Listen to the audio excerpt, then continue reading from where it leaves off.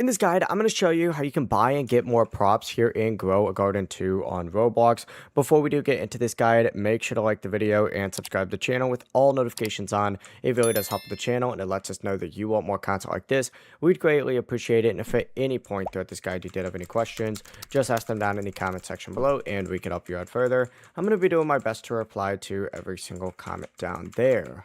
Now, first things first, before you do buy some props, you're going to need a decent amount of money. So harvest your crops, go over to this sell dude, interact with him, and of course, go ahead and sell your inventory just like so. Once you have this, make your way over to this prop section, interact with this guy, and then of course, you can go ahead and get some props once you have enough cash, of course. But you're going to see stuff like different crates, like a bench crate, a ladder crate, stuff like that. Essentially, go ahead and choose whatever prop you want. These are really mainly used for decorating your garden.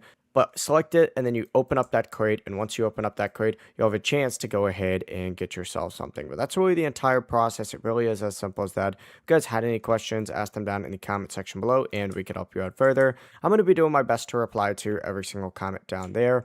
Before you do leave this guide, make sure to like the video and subscribe to the channel with all notifications on.